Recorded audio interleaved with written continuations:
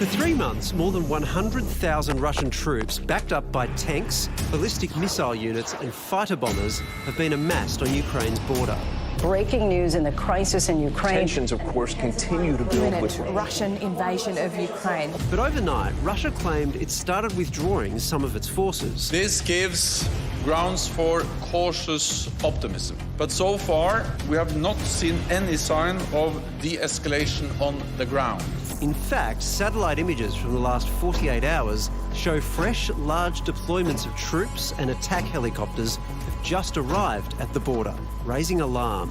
The fact remains, right now, Russia has more than 150,000 troops encircling Ukraine and Belarus and along Ukraine's border. An invasion remains distinctly possible.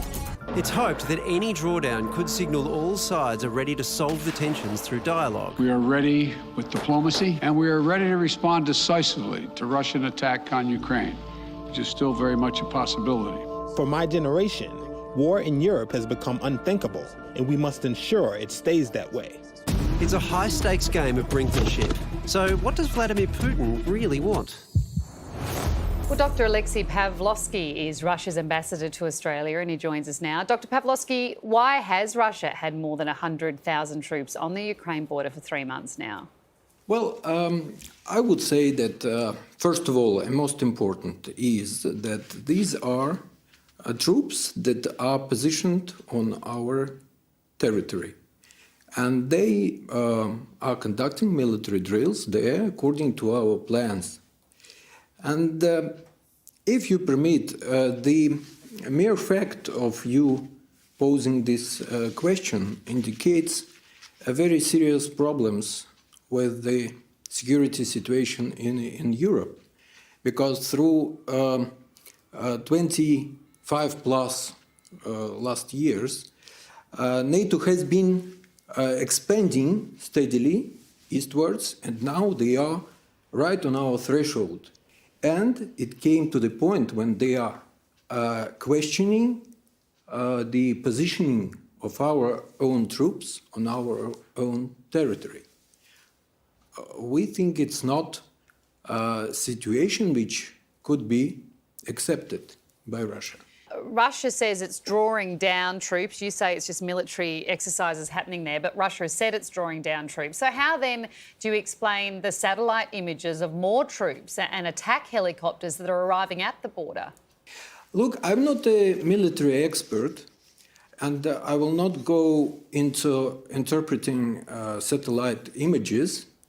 But in fact, through these recent months, we have seen so many fake news with provenience from Washington that all of us should be very cautious and careful when we refer to such information. I think your call for caution is well made. That's fair enough. I think there are, however, legitimate questions to ask about that, even if there have been failures in US intelligence on this.